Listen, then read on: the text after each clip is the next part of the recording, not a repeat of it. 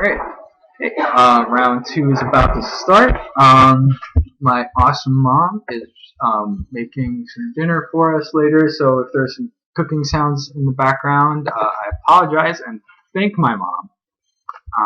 We would love to play first. I'm going to acknowledge that our last round opponent was a big gentleman. Oh yeah, they sent us a very nice message at the end. They said sweet finish, and I agree. Doing 18 out of nowhere was a sweet finish. I forgot we had this in our deck. Sweet card, sweet hand, keeping it. We don't have our green, which is a little weird, but at least we can cast our blue cards. We have a nice Jess guy hand here. Alright, let's kick it off with some more magic cards. That's what we're doing. I don't know why that's funny, but... Ooh, Bloodstained Mire. Nice open. Nice open, sure. Bobby could be a girl's name. It could be short for... What's the nickname Bobby short for? Roberta. Roberta? Right. Oh my god! Okay, alright, this is good. This is good. Well, they won round 1, so the deck is probably pretty sweet. No, this is Swiss. Right, they still won round 1.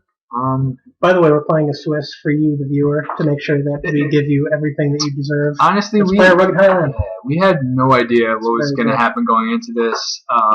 We want to make sure that you get 3 rounds of exciting, excellent draft viewing here on mtgoacademy.com. That's right. Here we are taking some damage from the Mardu Shadowspear. And if there's a good deck with Mardu Shadowspear in it, it becomes very scary. I think the Glacial Stalker here, because we definitely can block the Shadowspear with that.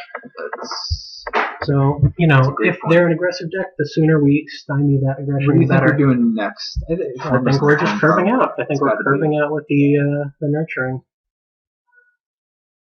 It's going to depend on what our opponent does here. It's got to be something aggressive. That's a good card. Mardu cards going late, so I'm surprised that there's a Mardu deck. I did. Okay. I noticed that. I did not notice that. There were all those Bloodfell caves going around. So let's slam in here with the Morph, I think. Attack first? I think attacking with this one. Well, what do you think? Do you want to attack with the Morph? Because they're trading for Sandstep. Whatever. Sandstep dude. It seems like a really... It's not a good trade for us, especially especially to flip as a this 4/5. up next turn. Okay, fine. We won't do anything. We stay on the defensive here. We're the bigger deck. We've got all our colors. We've got things to play for the next few turns. Hey, Jesse K. Yeah. We've got the bigger deck. Yep. Okay, but no, we do. They're the aggressive player. We're the double entendre there. We're the more mid-range player. So let's just see what this is. A barrage of boulders. Perfect. Great thing to play face down. But no, do you see how good barrage of boulders would be right now? Oh, you're right. It's very good against them. Maybe they'll bounce it. Can we block this? It's a flying creature. If we could. Hypothetically, we would block. Ooh, just got doused. That's fine. They use their douse. We hit them with the 3/3. I wanted a Glacial Stalker. You're right. That was good for us. Smash in here. Play a Whirlwind Adept. After combat. Doesn't really matter very much. They don't know to play around it. Right, they're going to play around it with their single white mana. We're accruing small advantages. I really wish we hadn't manifested that barrage of boulders. It would have cleared their board. It would have been so good against them. It would be a lot better in our hand right now. And also, we're not playing any of those rune marks. This is... Do you know why it's good? Savage Punch and Team of Battle Rage. It's very good against all those things, and I think we definitely block here, and we are happy to take their 2-for-1 if they want to use a combat trick to make these trade. Yeah, I agree. I mean, I guess it's the protection one, but really we don't care if they have a 2/2 of that. Still a buff one. Honestly, that's a way better card than this is. I'm fine with all of this. So, I mean, next turn we get to hit them for 3 damage, and then we get to play a gigantic 5/5. Yeah, let's do that. That sounds like a great plan to me.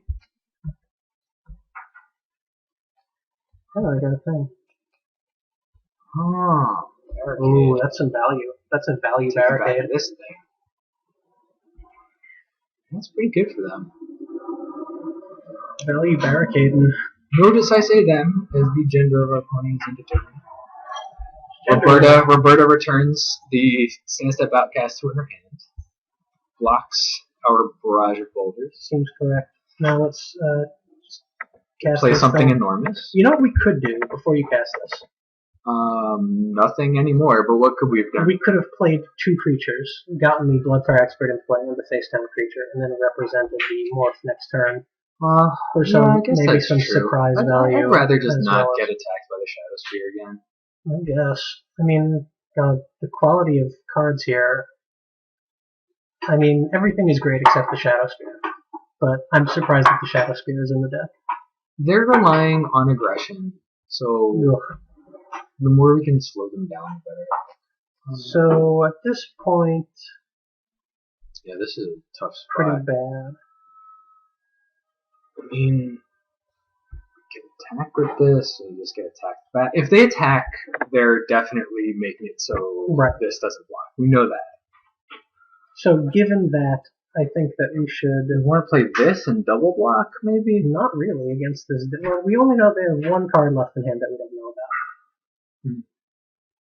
It could be a land. They've got the Sandstep Outcast and something unknown. Alright, I mean, this is gonna lose. This is gonna win them the game. We're gonna lose to this. I want you to keep in mind how many Savage Punches we're playing. So you think it's a better game plan to try to draw a Savage Punch? Not necessarily. I think that maybe we just cast our dude and say go. Yeah, at the very least, we have options on the board. I'm playing this land and this, keeping our options open, not attacking. I think it's interesting to imagine what would have been if we had both creatures in play. We would have had a morph that we could have attacked with, and maybe gotten a little bit tricky. Yeah, gotten a little bit tricky with the morph. Yeah, I think you're right. It probably was a better play to just play both of them last turn, and I just did something before we had a chance to discuss it, which is my fault. I'll try not to do that again. Mm. So what do we do in the attack here? The reason that we made this play was with the intention of double blocking. So we have the option of doing that if we want to. Do we want to just take 6? Can we win this game? I don't think we can. We're not winning this race here. I think we just have to 2-for-1 ourselves. Pretty much. I mean, we are definitely dead to some kind of trick here, but we're dead to a trick anyway. And we're on the back foot. The utility of these 3-power creatures is somewhat limited because they have the 0-4 block. I mean, Bloodfire Expert obviously still good, but the Manifest got a lot worse. Yep, went fine. So now we're getting killed very slowly by 1/1s, which is, not the worst. Yeah, it's better than getting killed quickly by 5/4. Yeah, so we're still not attacking with this Rider. We're hoping to draw one of our big spells, like Enhanced Awareness. Oh, I forget what this even does. Jeez. Our opponent is quite aggressive. Exile a card from a graveyard. Oh, it's just a 2/1 for 1. Yeah.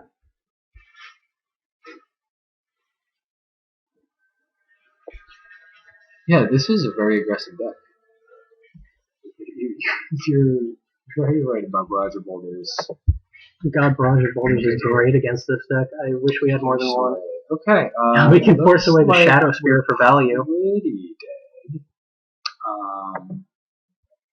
My feeling would be that we shouldn't have played that land. Oh 100%. Yeah, that was stupid. I did that. Okay, so we're gonna pass here. We're going to hope that they try to get tricky or something, and then that just cost us a card, basically. Yeah, sorry about that. Don't play our next one that we draw. No, let's just go on tilt. Concede. Concede on spot. Auto concede. Nice. Yeah, I can't believe we just played that land. Force Away additionally has the utility of killing one of these spirits if we care to. Alright, let's write it to being. And I honestly think that once we write into being, we probably attack. With the Snowhorn Rider? Oh yeah, I guess because it blocks fairly well still. I mean, okay, sweet. Grab that, put that other one on the bottom. Where do you want to? Oh, I guess. I say we charge. Say we charge in. Gotta start doing some damage eventually. We'll trade this guy off with what, like Mardu Reaper, and then maybe bounce Shadowspear or something. God, I would love to get value out of this Force Away though. Yeah, well. Okay, so when I'm in a position like this, I try to just like forget about the fact that I played that forest and like, what if I had just top decked this Force Away? What could I do with it? Because it's kind of like pointless to think like, you end up going on tilt. That's what happens. Okay, so ultimately, how much damage are we saving ourselves by bouncing a Spirit Token versus some other thing? We should just bounce that. Well, if we're gonna bounce it, we should have definitely done it before it attacked. That's a good point. Well, again, we have a forest in play. We have a Mardu Shadowspear attacking us. Let's kill the Shadowspear because that one does by far the most damage to us. Block the Shadowspear? Yeah. Okay. Alright. Block the Shadowspear. And do we want to force away anything? Not at this juncture. Yeah. I mean, I still think it might be right to force away the Shadowspear. I don't know about that. I mean, they get to just start dashing it. They don't really lose anything other than one counter. Okay. There we go. Take 6, go to 3. Yep. Does it seem... I mean, honestly, what we're looking for here is River Wheel Aerialists. Oh, God, something like that. So many 1-toughness creatures. Okay, great. So don't play forest. Don't play the forest. So we're going to pass the turn here. Keep our blocker back and try to build something such that we do not die. So if they attack with everything, we're dead. But they don't. Yeah. Okay, at this point, we're going to bounce the Bondkin. Or, maybe the Woe Reaper, whatever. I like bouncing the Bondkin. Alright, the beginning of a string of incredible plays that bring us back into the game. Oh, nope, looks like we just died. Okay, sure. Okay, still played out. Well, the opponent's deck was fairly good, and it's possible that we should have used Force Away more aggressively to kill a Spirit Token early on. Yeah, I mean, we definitely made some misplays. That game could have been played tighter. Okay, so our opponent is aggressive. What does that mean? We definitely want Barrage Bolters in there. That was an 8+ one-sided Wrath. Do we want Leaping Master? I think we probably do. You think we just want to bring in... I think we want Leaping Master. I don't think we want Smoldering Efreet necessarily. No, because it doesn't soak damage. It just Would we like to feed us. The clan? Probably not. Yeah, I still don't think that's okay. valuable. Let's take out Fierce Invocation. I think that's what we want to take out. A little too expensive. Matchup. I agree with that. And I think everything else, well, it would have been pretty good. It's an early defensive drop. And we could take out Right Into Being. It's got 1 power. Yeah. So yeah, I'll definitely play once again make the Right Into Being switch. Not something more expensive, not like this enhanced awareness. I guess that's how we win. Still like drawing cards, maybe over Formless Nurturing, but honestly I think Right Into Being our off color. Probably what we want to try that.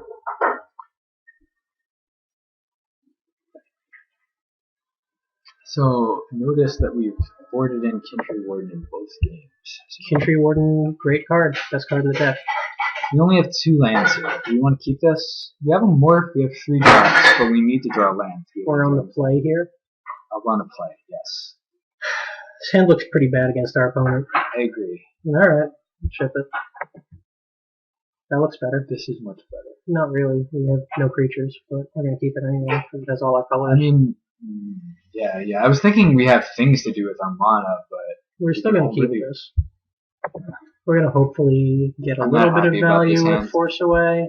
I think that... Our deck has... I don't think it's unreasonable to mulligan this hand. Well, going to 5 is pretty rough, and we have all our mana. I guess we get to draw an extra card. We don't. We don't get to do anything. We get to, we get to maybe survive an extra turn. Well, our opponent has a deck where it's apparently correct to play Mardu Reaper and Shadowspears. All of these are blanks. I'm thinking about this now. Maybe we should have mulliganed again because we get an extra turn out of this. We could have instead just gotten 5 fresh cards. Imagine how good Bloodfire Expert is. Alright, do we force away this Woe Reaper? No, we don't. What would we force away here on turn 2? Are we saving this for something that could kill us? We're trying to save ourselves a little bit more damage than this. I guess at this point we bounce the Woe Reaper because it actually saves us 2 damage this turn and 2 damage next turn because they're ending the turn with nothing in play. Gives us time to draw Morph. God, I mean, it can't be right to play Mardu Shadowspear. Can it? I mean, their deck's aggressive enough that Alright, we'll continue to draw lands, which is something we do need to do eventually. This is what I dislike about playing aggro and limited is, I mean, they're goldfishing. What's the fastest they can possibly kill us? A goldfish? Sure. 5, 6. Saying goldfish just then made me realize how much magic slang I've been using as we've been talking. Hopefully not in real life. Well, also it may not be 100% clear to everyone watching this exactly what we mean. Goldfishing would be where you just play against an opponent that sits there and does nothing. Like we're doing right now. Like a goldfish sitting in a bowl. Is that what it comes from? Playing against the goldfish? Yes, sir. And see, I'm learning things too because I thought it meant fishing for fish that was golden. Oh, like trying to make money that way. So just sitting there and trying to catch something, some golden worth fish. more than the effort you're putting into it. Play this to gain a life. That's all we can do. So we're doing great. As our plan is to draw the Bloodfire Expert and Savage Punch. Okay, look at this format. Lands beat aggro as a game plan. You can just play lands. Lands are very good against the aggro decks. It's not it's a real thing. Our Force Away saved us a lot of life. I think we played it correctly. Yeah, it saved us 6 damage so far? Yeah. 4? Maybe this hand was not a keeper. I'm saying. Do you think our first hand was a keeper? But anyway, okay, so the opponent's goldfishing. The opponent's just trying to attack us as we're not doing anything. And it's going to take them so long to kill us. Jeez, our opponent is playing Gurmag Swiftwing as well. They're very aggressive. Okay. I mean, they won the last game. They did. I don't think it's a bad game plan. We're looking stupid right now. We have actually drawn 0 non-land cards, and it's turn 5. So I don't think it's unreasonable to expect we would have drawn 1 creature in this length of time. One creature in our deck kills every creature that they have out right now. Barrage of boulders, man. I mean, it's okay. I'm on 10. Yeah, they're doing pretty well. Let's see. Cool and good draw. Let's just play it. Yeah, let's just main phase this sucker, see what happens.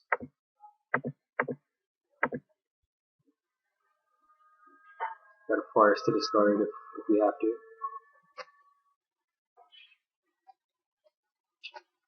Well, I mean, we're on this plan, so play forest, definitely. Because we're going to need every mana we can get our hands on, because if we can play Bloodfire Expert and Savage Punch twice, then we're not completely dead. Yeah, we can get this. That is what we would have to do, though. Another one of the perks to not playing aggro is you can draw out of being on the back foot. Are we dead right now? Looks possibly. Yeah. Is that the target player? Yeah, looks like we're dead here. Well, good job to our opponent, winning with the Gurmag Swiftwing Mardu Shadowspear Mardu Woe Reaper deck. Yeah, congratulations. And sorry that this video was like 30 seconds long because we lost it that quickly. Or maybe it's a plus. Maybe it's a good thing this one. Take a break. All right, see you in round 3.